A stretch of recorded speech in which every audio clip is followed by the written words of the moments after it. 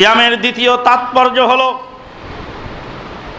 হত দরিদ্র গরিব মানুষ জঠর জ্বালায় কত কষ্ট পায়। পৃথিবীতে ডেলি 100 কোটি মানুষ না খেয়ে থাকে।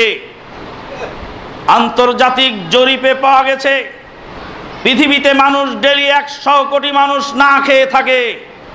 100 কোটি মানুষের আহার ঠিক মতো জোটে না। যারা বোঝে না, যারা দেখে না, যারা জানে না, তাদেরকে বোঝানোর ক্ষমতা আমাদের নাই। চোখ মিলাইয়া ঘর থেকে বের হন। নর্থ বেঙ্গলের মঙ্গা পিরিতলি এলাকার, সাউথ বেঙ্গলের বানভাসী এলাকার বাড়িঘর ভেঙে নিয়ে সব চলে গেছে যাদের, তাদের ওখানে গিয়ে দেখুন তাদের কি দুর্গতি। বন্ধুগণ, রাসূল সাল্লাল্লাহু আলাইহি ওয়াসাল্লাম বলেন, ওয়াল্লাহি লা ইউমিনু, ওয়াল্লাহি লা ইউমিনু, ওয়াল্লাহি লা ইউমিনু। আল্লাহর কসম, ওই ব্যক্তি পূর্ণ ঈমানদার নয়। আল্লাহর কসম, ওই ব্যক্তি পূর্ণ ঈমানদার নয়। আল্লাহর কসম, ওই ব্যক্তি পূর্ণ ঈমানদার নয়। আল্লাহর নবী আল্লাহর কসম করে 3 বার বললেন। মুহাম্মদুর রাসূলুল্লাহ সাল্লাল্লাহু আলাইহি ওয়াসাল্লাম যাকে বেঈমানের সার্টিফিকেট দিচ্ছেন, পৃথিবীর কোন পীর বুজুর্গ তাকে ঈমানদারের সার্টিফিকেট দিলে তামাম পৃথিবীর মানুষ যদি তাকে ঈমানদার বলে, তার মূল্য কোনো নাই, কানা করি। সাহাবায়ে কেরামগণ হতচকিত হয়ে গেলেন, লোম খাড়ায় গেছে সাহাবীদের। বলছেন কি, ইয়া রাসূলুল্লাহ, হে আল্লাহর নবী, আপনার এই পবিত্র জবানের ঘোষণা, সাদেকুল মাসদুকের বিবরণ, কোন সে বেঈমান যেই বেঈমান পূর্ণ ঈমানদার নয়? রাসূলুল্লাহ সাল্লাল্লাহু আলাইহি ওয়াসাল্লাম বলেন, মান আশবা, যে পেট পুরে খেলো, জারুন যায় ওয়া জারুহু জায়উন জামবিহি, আর তার প্রতিবেশী তার পাশে না খেয়ে রইল। সৌদি আরবের একজন আলেমকে জিজ্ঞেস করা হয়েছে, আফ্রিকার মহাদেশের কোনো এক গরিব দেশের সাহারির ব্যবস্থা নাই, ইফতারের ব্যবস্থা নাই। প্রশ্ন করা হচ্ছে, যাদের সাহারির ব্যবস্থাও নাই, ইফতারের ব্যবস্থাও নাই, তাদের সিয়াম কি করে হবে? ফতুয়া জিজ্ঞেস করছে। ফতুয়ার প্রশ্নের উত্তর দেওয়ার আগে দীর্ঘক্ষণ ধরে আরবের সেই বরেণ্য আলেমে দ্বীন কাঁদলেন। গোটা বিশ্ব দেখলো, গরিব দুঃখী মানুষের জন্য যার প্রাণ কাঁদে না, যার অন্তরে একটু আঘাত লাগে না, সে বেঈমান। ক্ষুধা বড় কঠিন জিনিস, ভয়াবহ জিনিস।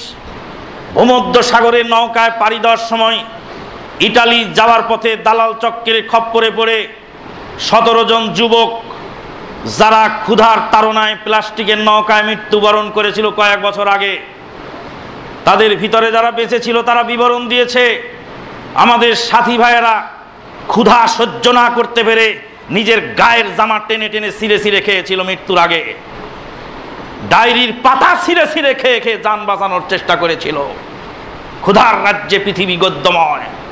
ইমাম আহমদ বিন হাম্বল, ইমাম ইয়াহইয়া বিন মাঈন এবং ইমাম আবু হাতিম আর রাজি রাহিমাহুল্লাহ, 3 বন্ধু মিশরে যাওয়ার পথে হাদিস সংগ্রহের জন্য মিশরে যাওয়ার পথে যখন খাদ্য ফুরে গেল, তখন বাবলা গাছ, কচ্ছপের খুলি ভেঙে কচ্ছপের গোশত কামড়িয়ে খেয়ে জীবন ধারণ করেছিলেন। ইমাম বুখারী রাহিমাহুল্লাহ বুখারী শরীফ লিখতে গিয়ে যখন জাদ ও তোষা ফুরে যেত, বাবলা গাছের পাতা খেয়ে জীবন ধারণ করতেন। আল্লাহু আকবার। কত নম্বর মুহাদ্দিস আপনি হয়েছেন, আর কত বড় মুফতি!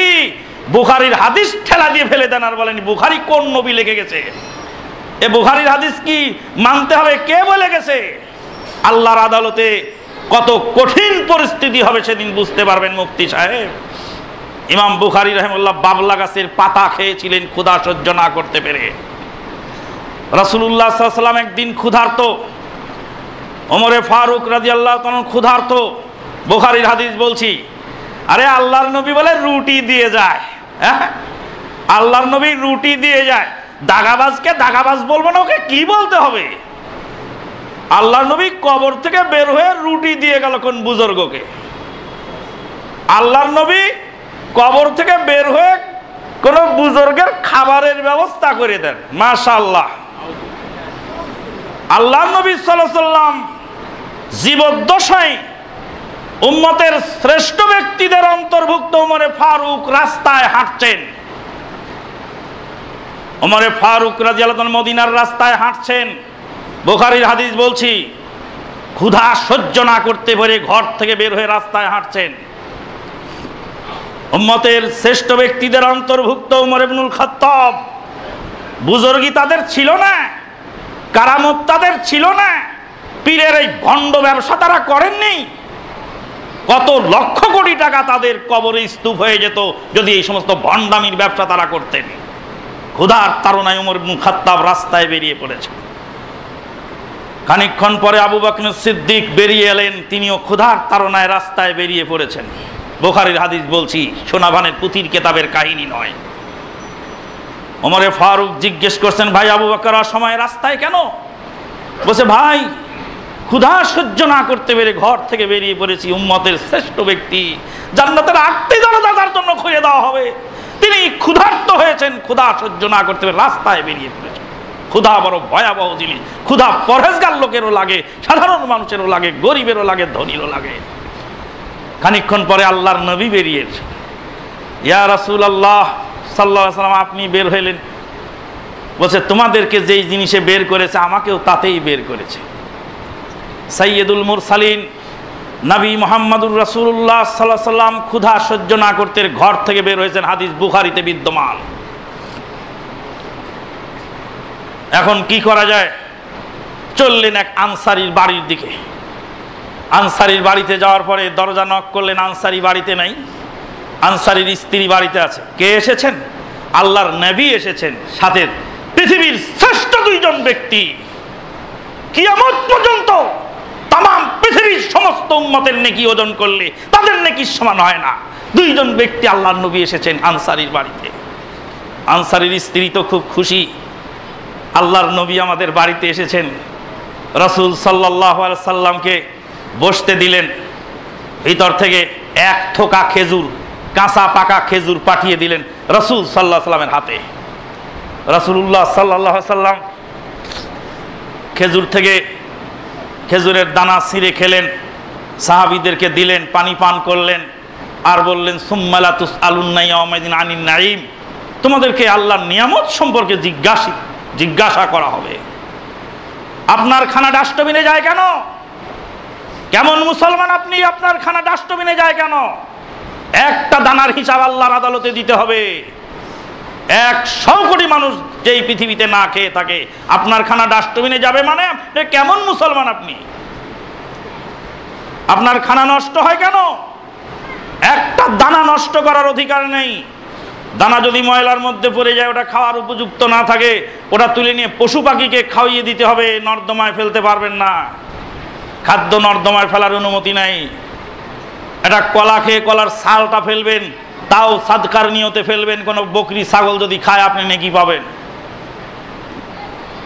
কয়েকদিন আগে এক যুবক ফোন দিয়েছেন যে আমি আরবের মরুভূমিতে থাকি, আমি পশুদের জন্য মরুভূমির মধ্যে পানির ব্যবস্থা রাখি। আমার দাদি বলতেন, ভাইরে ছোট ছোট পাত্রের মধ্যে বাগানের মধ্যে পানি দিয়ে রেখো চৈত্র মাসে, কাকশালিকেরা এসে যাতে পানি খেতে পায়। ঝিলবিল শুকিয়ে গেছে, কোথাও পানি নাই, তোমরা তো পানি অনেক দূর থেকে টেনে নি, তোমরা তো পানি পান করে থাকো। ওদের ভিতরে ওরকম অনুভূতি আছে। তৃষ্ণার্ত কুকুরের বাচ্চাকে পানি পান করিয়ে একজন পাপিষ্ঠ লোক জান্নাত পেয়ে গেল, বুখারীর হাদিস। যে ইসলামের এত সুষমা, সেই ইসলাম সন্ত্রাসী হলো কি করে? সেই ইসলাম সন্ত্রাস শিখায় কে বলেছে? ইসলাম মানবতার ধর্ম, ইসলাম সহিষ্ণুতার ধর্ম, ইসলাম সাম্যমৈত্রী ভ্রাতৃত্বের ধর্ম। ক্ষুধা যখন আপনার লেগেছে, আপনি সিয়াম পালন করেছেন, আপনার কত কষ্ট লেগেছে। 100 কোটি মানুষের কলিজা কি বলছে যাদের খাবার নাই? আফ্রিকা মহাদেশের যেই দেশে ইফতারও নাই, খাবারও নাই, তারা কি করে রোজা রাখবে? আরবের শেখ কেঁদে জার জার হয়ে গেলেন।